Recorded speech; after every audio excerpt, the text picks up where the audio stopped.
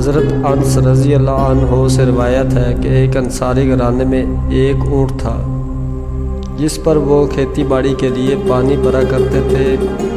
وہ ان کے قابو میں نہ رہا اور انہیں اپنی پشت پانی کے لیے استعمال کرنے سے روک دیا۔ انصار صحابہ حضور نبی اکرم صلی اللہ علیہ وسلم کی خدمت اقدس میں حاضر ہوئے اور عرض کی، ہمارا ایک اونٹ تھا، ہم اس سے کھیتی باڑی کے لیے پانی کا کام لیتے تھے، اب وہ ہمارے قابو میں نہیں رہا اور نہ ہی خود سے کوئی کام لینے دیتا ہے۔ ہمارے کھیت کھلیان اور باغ پانی کی قلت کے باعث سوکھ گئے ہیں۔ حضور نبی اکرم صلی اللہ علیہ وسلم نے صحابہ کرام سے فرمایا، اٹھو۔ سارے اٹھ کھڑے ہوئے اور اس انصار کے گھر تشریف لے گئے۔ آپ نبی کریم باغ میں داخل ہوئے، اونٹ ایک کونے میں تھا۔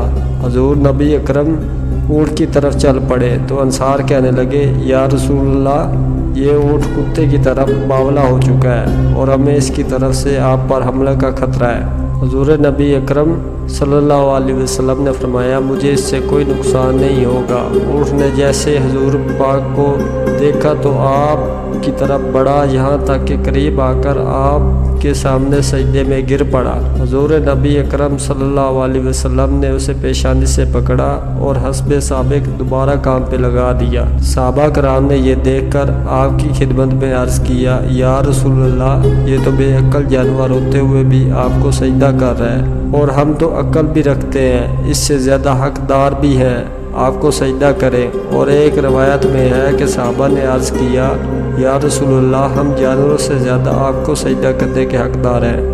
آپ صلی اللہ علیہ وسلم نے فرمایا، کس فرد بشر کے لیے جائز نہیں کہ وہ کسی بشر کو سجدہ کرے، اور اگر کسی بشر کا بشر کو سجدہ کرنا جائز ہوتا تو میں بیوی کو حکم دیتا کہ وہ اپنے شوہر کو اس عظیم قدر و منزلت کی وجہ سے سجدہ کرے جو کہ اسے بیوی پر حاصل ہے۔